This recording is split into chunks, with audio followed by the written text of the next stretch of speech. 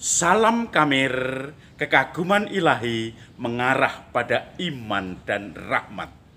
Saudara-saudari yang terkasih, saya mempunyai kenang-kenangan bunga Edelweiss. Edelweiss, Edelweiss, bunga yang tak pernah layu dan sekarang dilindungi karena bunga ini melambangkan cinta yang tak pernah layu. Simbol cinta yang tak pernah layu adalah bunga Edelweiss. Bunga yang sepanjang masa mekar untuk menunjukkan cinta kepada pasangannya, kepada pacarnya, kepada suami atau istrinya, dan kemudian sekarang menjadi langka seiring dengan langkanya bunga Edelweiss, juga langka kesetiaan terhadap pasangannya. Itu dugaan saya, belum tentu, karena banyak juga pasangan-pasangan yang setia dan menunjukkan cintanya sampai sekarang. Edelweiss.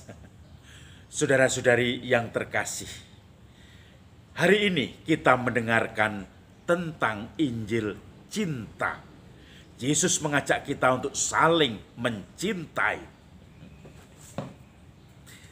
Kita akan mendengarkan kisahnya tentang cinta itu. Bagaimana Yesus di dalam amanat perpisahannya mengatakan, "Inilah perintahku, yaitu supaya kamu saling mengasihi seperti aku telah mengasihi kamu." Tidak ada kasih yang lebih besar daripada seorang yang memberikan nyawanya untuk sahabat-sahabatnya. Kamu adalah sahabatku jika kamu berbuat apa yang kuperintahkan kepadamu. Aku tidak lagi menyebut kamu hamba, sebab hamba tidak tahu apa yang diperbuat oleh tuannya. Tapi aku menyebut kamu sahabat, karena aku telah memberitahukan kepada kamu segala sesuatu yang telah kudengar dari Bapakku. Bukan kamu yang memilih aku, tetapi akulah yang memilih kamu, dan aku telah menetapkan supaya kamu pergi dan menghasilkan buah, dan buahmu itu tetap, supaya apa yang kamu minta kepada Bapa dalam namaku diberikannya kepadamu. Inilah perintahku kepadamu, kasihilah seorang akan yang lain. Demikianlah sabda Tuhan. Saudara-saudari yang terkasih, kembali ke Edelweiss. Bagaimana bunga Edelweiss ini mengatakan, kasihilah engkau sesamamu sebagaimana aku telah mengasihi kamu. Sebab itu tinggallah dalam kasihku.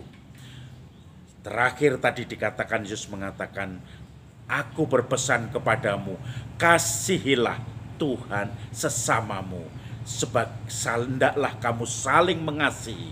Kasihilah sesamamu itu sebagaimana aku mengasihi kamu, dan kamu tinggal di dalam kasihku. Saudara-saudari yang terkasih, bahkan kasih yang lebih besar adalah yang memberikan nyawanya bagi orang yang dikasihinya itu.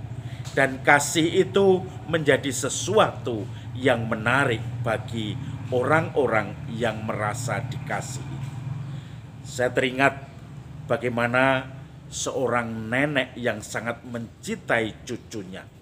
Dia harus mencari makan untuk cucunya, untuk berobat cucunya. Anaknya kebetulan keluarga yang pas-pasan, sehingga suami istri anaknya, yaitu suami istri itu harus bekerja di Tangerang, di pabrik, yang kemudian mereka suami istri masing-masing kerja di pabrik. Dan anaknya yang dilahirkan mempunyai kelainan. Dia tidak bisa berbicara, dan kemudian mulai dengan ketika tumbuh besar 2 tahun, 3 tahun, kelihatan dia sedikit ada keterbelakangan mental. Maka kemudian diserahkan kepada ibunya di kampung atau neneknya dari anak itu. Maka nenek tadi dengan tekun dia merawat cucunya itu. Justru cucunya dekat dengan neneknya daripada dengan ibunya dan bapaknya sendiri. Maka kemudian cucunya lebih merasakan apa yang telah dikorbankan oleh neneknya itu.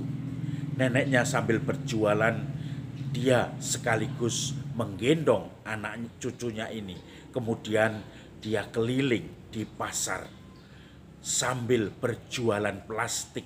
Dia kemudian mencari tambahan penghasilan dari berjualan plastik itu sambil menggendong cucunya kemanapun dia pergi.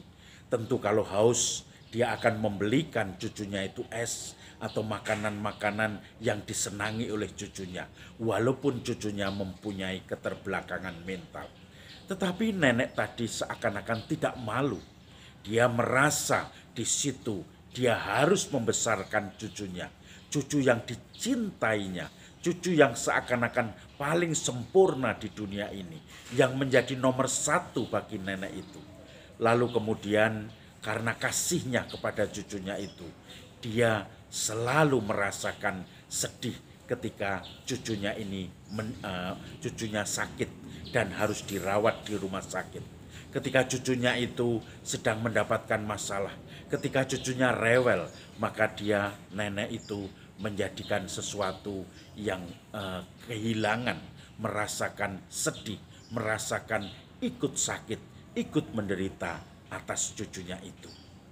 Maka nenek itu bagi saya menunjukkan cintanya kepada cucunya tanpa batas, memberikan dirinya yang seharusnya sudah istirahat enak, seharusnya bisa duduk-duduk, tetapi dia harus pontang-panting untuk mencari tambahan makanan bagi cucunya, jajan bagi cucunya, dan membawa cucunya itu yang tidak bisa ditinggal di rumah sendirian untuk ikut berjualan di pasar. Dan disitulah cucu merasakan kasihnya akan nenek itu kepada dirinya.